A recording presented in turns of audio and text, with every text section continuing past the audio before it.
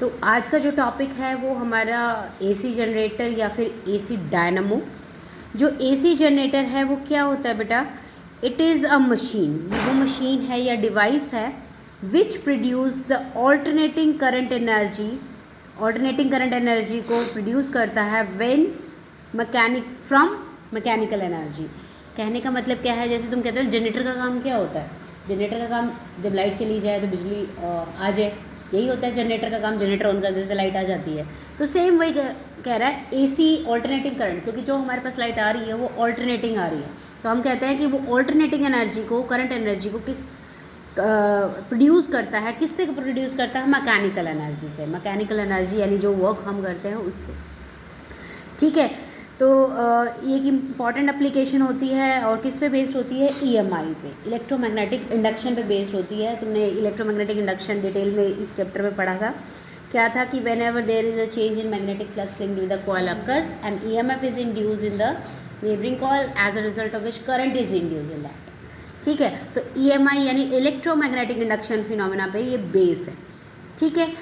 तो इसके बाद हम जो प्रिंसिपल यहाँ लिखा ही हुआ है कि जो प्रिंसिपल है इसका एसी जनरेटर का, ये 5 मार्क्स में आ जाता है। पहले तो कोई भी आर्टिकल अगर आना होता है एसी जनरेटर है, ये 5 मार्क्स में आ सकता है, या इससे जो नेक्स्ट हम करेंगे दैट इज़ ट्रांसफार्मर, वो भी 5 मार्क्स में आ जाता है। इंपॉर्टेंट क्वेश्चन है ये। तो AC generator is based on the phenomena of EMI, electromagnetic induction, यानी whenever the amount of magnetic flux link with the coil changes, जब भी मैग्नेटिक फ्लक्स में चेंज होता है and EMF is induced in the coil, तो एक EMF क्या हो जाता है? इंड्यूस हो जाता है, जनरेट हो जाता है, प्रोड्यूस हो जाता है, बन जाता है, ठीक है। इट लास्ट, और ये ईएमएफ कब तक रहता है? It last as long as the change in magnetic flux through the coil continues. और ये कब तक होता है कि फ्लक्स जब तक चेंज होता है तब तक ईएमएफ इंड्यूस होगा। अगर फ्लक्स चेंज नहीं हो रहा तो कोई ईएमएफ इंड्यूस नहीं होगा, और ईएमएफ इंड्यूस नहीं होगा तो करंट भी इंड्यूस नहीं होगा, ठीक है। और जो ये डायरेक्शन होती है करंट की, करंट इंड्यूस जो होता है उसकी डायरेक्शन क्या होगी? उसकी तुम्हें पता है डायरेक्शन हम फ्लेमिंग्स लेफ्ट हैंड रूल से निकालते हैं। याद होगा फ्लेमिंग लेफ्ट हैंड रूल, याद है? जब हम स्ट्रेच करते हैं फिंगर्स को, इन दिस वे, तो मैंने लर्न करा था फादर मदर चाइल्ड। तो F for force, M for magnetic field, child means current. तो ये डायरेक्शन हमें किसकी देगा? करंट की डायरेक्शन देगा। किसकी डायरेक्शन देगा? करंट जो भी इंड्यूस हो रहा है। और इंड्यूस क्यों होगा? क्योंकि ईएमएफ इंड्यूस हो रहा है। ईएमएफ इंड्यूस क्यों हो रहा है? क्योंकि फ्लक्स एक्चुअली चेंज हो रहा है, ठीक है। तो अब इसके बाद हम कंस्ट्रक्शन में तो पता होना चाहिए क्या करना है। ये तुमने 10th क्लास में भी किया था, एसी जनरेटर और इलेक्ट्रिक मोटर। तो एसी जनरेटर में क्या है? ये हमारे pole pieces of a magnet है, strong pole pieces of a magnet है, south and north pole. Construction यहाँ लिखी हुई है, you have to read by yourself. तो ये pole pieces of the magnet हो गया। ये हमारी एक रेक्टेंगुलर आर्मेचर है। आर्मेचर क्या होता है कि rectangular coil having large number of turns, suppose n number of turns हैं, तो हमारे पास ये एक आर्मेचर का वर्क करेगा। और ये कौन सी शेप में हमने ले लिया बेटा? रेक्टेंगुलर शेप में, ठीक है। तो ये हमारी क्या हो गई? आर्मेचर। देखो यहाँ लिखा भी आर्मेचर क्या है? ABCD। एक रेक्टेंगुलर आर्मेचर कॉइल है, इसमें लार्ज नंबर ऑफ टर्न्स होंगे और जो कि इंसुलेटेड कॉपर वायर के और लेमिनेटेड शीट्स के, सॉफ्ट आयरन कोर्स के ऊपर बाउंड होते हैं, ठीक है। उसके बाद हमने कहा कि स्ट्रॉन्ग फील्ड मैग्नेट्स हम यूज़ करते हैं। पोल पीसेज ऑफ इलेक्ट्रोमैग्नेट्स हम यूज़ कर रहे हैं यहाँ पे, जो कि हमें स्ट्रॉन्ग मैग्नेटिक फील्ड दे रहा है। और क्या काम कर रहा है इसमें कंस्ट्रक्शन में? ये स्लिप रिंग्स होते हैं। स्लिप रिंग्स का काम क्या होता है? 2 सर्कुलर रिंग्स होती हैं हमारी, R1 और R2 हमने नाम लिखा हुआ, देखो ये R1 है और ये R2 है। तो ये हमारी स्लिप रिंग्स का काम करेगा। ये 2 हॉलो मेटालिक रिंग्स होती हैं जिसके एंड किससे कनेक्टेड होते हैं? फिर alternately armature of the coil. देखो ये आर्मेचर ऑफ द कॉइल एक यहाँ एंड कनेक्ट हो गया और इस वाले का कहाँ कनेक्ट हो गया? इस वाले एंड, ठीक है। ये हैं ब्रशेज़, B1 और B2 के हैं हमारे पास ब्रशेज़ हैं। तो ब्रशेज़ का काम क्या है? तो ब्रशेज़ का काम है B1 और B2, these are the 2 flexible metal plates और द कार्बन रोड्स। ब्रशेज़ का हो तो ये कार्बन रोड्स की होती हैं, फ्लेक्सिबल होती हैं। They are fixed and kept at connected with the R1 and R2 respectively. ये फिक्स्ड होती हैं और R1 R2 के साथ कनेक्शन में होती हैं। इनका पर्पज़ क्या होता है ब्रशेज़ का? ये करंट को पास करती हैं, यानी करंट इसमें से फ्लो कर रहा है तो ये करंट को पास कर रही हैं, सर्किट यानी कंप्लीट करवाती हैं, ठीक है। इसके बाद थ्योरी एंड वर्किंग में हम क्या डिस्कस करेंगे? As the armature coil is rotated, जैसे ही आर्मेचर कॉइल रोटेट होती है, यानी ये कॉइल क्या करेगी? रोटेट करेगी, ठीक है। ये कॉइल क्या करेगी? रोटेट करेगी। ये कॉइल कैसे करती है? रोटेट, ऐसे, ठीक है, रोटेट करेगी। तो जैसे ही कॉइल रोटेट करती है in the magnetic field, angle theta between the field and the normal to the coil changes continuously. तो जो फील्ड एंगल होता है वो क्या होता है, चेंज हो जाता है, ठीक है। जैसे कॉइल रोटेट करेगी, कॉइल को हमने इंसर्ट करना है, तो जैसे ही हमने कहा कि ये कॉइल थी हमारी वो रोटेट करती है, जैसे ये कॉइल है हमारी, ये हमने इन पोल पीसेस मैग्नेट की यहाँ रख रखी है, तो ये रोटेट करेगी, ट्विस्ट करेगी।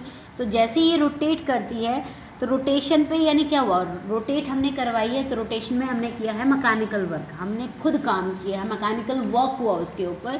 तो मैकेनिकल वर्क हुआ है और जैसे ही वो रोटेट हुई यानी मैकेनिकल वर्क हुआ, और मैकेनिकल वर्क होने की वजह से क्या होगा, हमने जो इसका लास्ट में रीड करना है कि that is electric current is generated. वो तो करंट कैसे जनरेट हो जाता है वो हमें देखना है।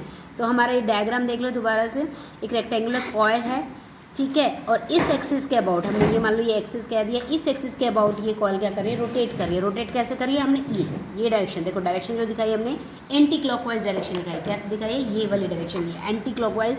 तो ये मैंने एरो शो कर रखा है। ABCD हमारी एक रेक्टेंगुलर कॉइल हो गई यानी आर्मेचर हो गई, R1 R2 हमारे स्लिप रिंग्स हो गए, B1 B2 ब्रशेस का काम कर रही हैं जो कार्बन रोड्स होती हैं, और इसको हमने किससे कनेक्ट कर दिया है, एक रेजिस्टेंस से कनेक्ट कर दिया है और एक गैल्वेनोमीटर लगाया है। हमने कहीं पे बैटरी सोर्स या करंट का सोर्स हमने नहीं लगाया है, हमने सिर्फ यही जनरेट देखा है, गैल्वेनोमीटर लगाया है। गैल्वेनोमीटर में पता है तुम्हें सेंटर पे एक निडल होती है, सेंटर पे 0 होता है गैल्वेनोमीटर के लेफ्ट साइड में भी रीडिंग होती है, गैल्वेनोमीटर के राइट साइड में भी रीडिंग होती है, ठीक है। और एक रेजिस्टेंस हमने लगा दिया। तो अगर ये गैल्वेनोमीटर डिफ्लेक्शन शो करता है, जैसे हमने एक्सपेरिमेंट किए थे जब ये चैप्टर हमने शुरू किया था, वहाँ हमने कहा था कि अगर गैल्वेनोमीटर के निडल में डिफ्लेक्शन होती है, चाहे वो लेफ्ट साइड में हो चाहे राइट साइड में हो, इसका मतलब कहीं ना कहीं से करंट इंड्यूस हुआ है, ठीक है, क्योंकि galvanometer is a device which measures the current as well as voltage.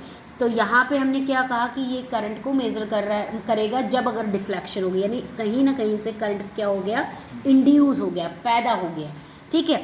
तो डायग्राम्स क्लियर हो गया, कंस्ट्रक्शन समझ आ गई। तो अब इसके बाद देखो मैंने इन शॉर्ट भी लिख दिया कि आर्मेचर है हमारे पास। अब हमने स्टार्टिंग में जब कहा कि ये कॉइल रोटेट करी है, और वो भी कौन सी डायरेक्शन में हमने कही, एंटी क्लॉकवाइज डायरेक्शन में वो रोटेट कर गई। तो उसमें हमने मान लिया AB जो है वो अंदर की तरफ गई है इन, और जो CD है वो आउट की साइड गई है, यानी AB हमारी अंदर की तरफ गई है वो कॉइल, और CD कहाँ गई है, बाहर की तरफ। CD बाहर निकल रही है और ये अंदर की साइड जा रही है AB। तो फ्लैमिंग राइट हैंड, जब भी करंट इंड्यूस होगा, इंडक्शन फिनोमिना जब भी आता है, फ्लैमिंग राइट रूल यूज़ करते हैं। कौन सा यूज़ करते हैं, इंड्यूस करते हैं तो फ्लैमिंग राइट हैंड रूल। और सिंपल अगर करंट हमें देखना है, फील्ड दे रखा है, फोर्स दे रखा है, तो हम Fleming left hand rule use करते हैं। कब करते हैं, जब all the 3 are mutually perpendicular to each other. अगर एक चीज़ दी हुई है दूसरी चीज़ निकालनी है तो थंब रूल यूज़ करते हैं, या मैक्सवेल्स रूल कह लो। और अगर हमारे पास 3 चीज़ें गिवन है और तीनों आपस में परपेंडिकुलर हैं, तो हम कौन सा रूल यूज़ करते हैं, चाहे तो फ्लैमिंग लेफ्ट यूज़ करते हैं चाहे फ्लैमिंग राइट यूज़ करते हैं। तो फ्लैमिंग राइट हम इंडक्शन वाले केस में यूज़ करेंगे, और फ्लैमिंग लेफ्ट अगर इंड्यूस नहीं होगा, सिंपल हमें करंट दे रखा है, सिंपल फोर्स दे रखा है, तो उस केस में हम Fleming left hand rule use करेंगे। क्लियर है कंसेप्ट, ठीक है। तो हमने कहा कि Fleming right hand rule use करेंगे, और जो फर्स्ट है वो perpendicular to the plane and directed from C to D। अब ये कह रहा है कि करंट की डायरेक्शन क्या होगी। पहले हमने कहा कि जो AB है वो अंदर की तरफ गया, CD कहाँ गया, आउटसाइड में गया, ठीक है। AB अंदर की तरफ, CD कहाँ गया, बाहर की साइड, ठीक है। एंटी क्लॉकवाइज हमने डायरेक्शन ली थी। अब हम फ्लैमिंग कौन सा रूल लगाना है हमें, right hand thumb rule use करेंगे, ठीक है। तो हम किसी पे भी लगा सकते हैं, मान लो हम इस पे लगा रहे हैं AB के ऊपर, हमारा ये राइट हैंड है, तो हमने क्या करना है, अपना अपना कर सकते हो तुम। इसमें हमने तीनों फिंगर्स को स्ट्रैच करना है, ठीक है, तीनों फिंगर्स को स्ट्रेच करना है। ये क्या देगी हमारी, फील्ड की डायरेक्शन। फील्ड कहाँ है, इधर है, इधर है, फील्ड की डायरेक्शन इधर है, क्योंकि तुम्हें पता है फील्ड की डायरेक्शन कहाँ होती है, नॉर्थ से साउथ डायरेक्शन में। तो नॉर्थ से साउथ डायरेक्शन हमारी फील्ड की डायरेक्शन कहाँ गई, तो हमारी इस तरफ फील्ड हो गई, ठीक है। अब हमारा AB कहाँ जा रहा है, AB कहाँ जा रहा था, हमने क्या लिखा था, AB इन। AB कहाँ जा रहा था, AB कहाँ जा रहा था, इन। तो AB को इन करना है, फील्ड की डायरेक्शन इधर लेनी है। तो अब हमारे पास क्या आना है, करंट की डायरेक्शन हमें देखनी है। AB कहाँ जा रहा था, AB कहाँ जा रहा था, AB अंदर जा रहा था ना, तो फोर्स कहाँ था, नीचे की साइड। फील्ड कहाँ है, फील्ड कहाँ है, इधर। और फिर करंट कहाँ हो जाएगा, करो करो। ये हमारी मैग्नेटिक फील्ड हो गई, ये हमारा इनवर्ड हो गया अंदर की तरफ, तो करंट की डायरेक्शन इज फ्रॉम ए से बी, तो हमने एरो में शो किया हुआ it is from A to B.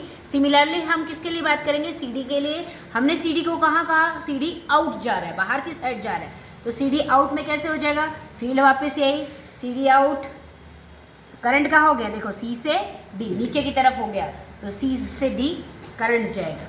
ठीक है, क्लियर है कंसेप्ट।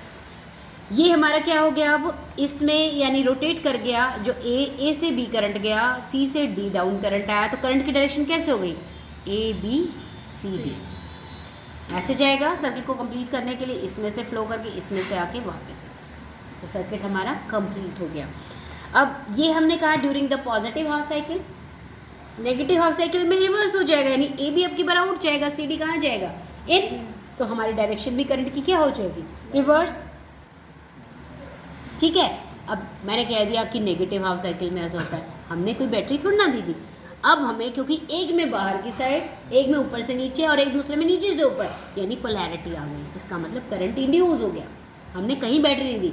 तो मान लो अगर पहले स्टार्टिंग में जो गैलोमीटर की रीडिंग ने लेफ्ट साइड में गई थी, किस डायरेक्शन में जब करंट फ्लो कर रहा था, ए बी सी डी के साइड में, और इससे रिवर्स करने पे हमारा करंट कहाँ फ्लो करेगा, डी सी ए बी, ऐसे पूरा करना है इसको सर्किट को अगर करना चाहो तो, A B C D R1 नहीं, R1 नहीं आएगा, R2, फिर ब्रश जो भी नाम दिया B2, it is brush B2 ही लिखा हुआ।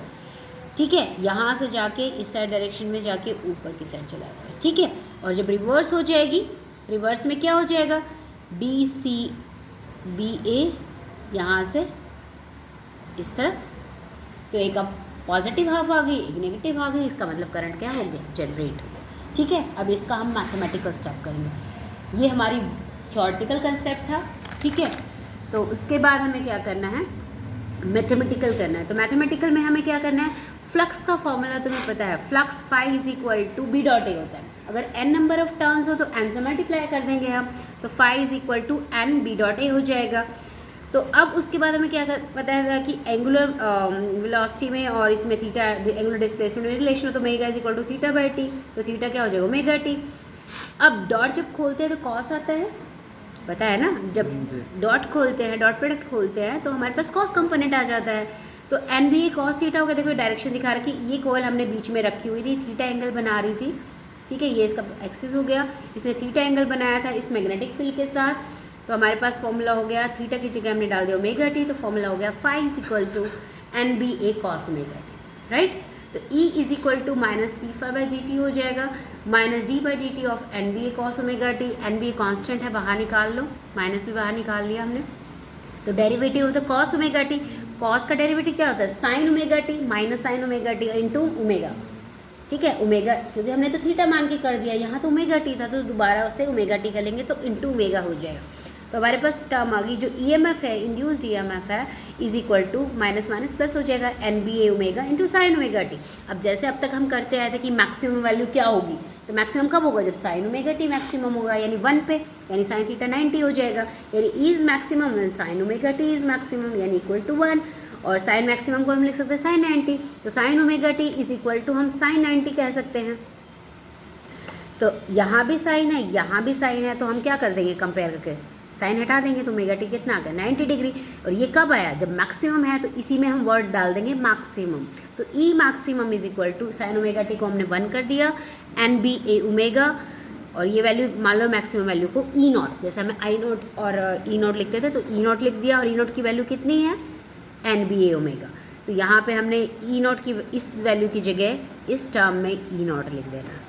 ठीक है, तो हमारे पास E is equal to E naught sine omega T आ जाएगा। अब अगर हमें ये, तो हमारे पास EMF आया, क्योंकि हमारा कंसेप्ट, क्योंकि हमारा प्रिंसिपल में हमने करंट को जनरेट किया था, प्रोड्यूस किया था, इंड्यूस किया था, तो इसलिए हम क्या करेंगे, तुम्हें ओम्स लॉ तो पता ही है कि जो करंट होता है वो वोल्टेज अपॉन रेजिस्टेंस होता है। तो वोल्टेज क्या है, यहाँ पे E है, EMF, voltage is EMF, potential difference is EMF, तो E डिवाइडेड बाई R हो जाएगा। तो इसकी वैल्यू को हमने सिर्फ R से डिवाइड कर दिया। ठीक है, इसके बाद हमें क्या करना है,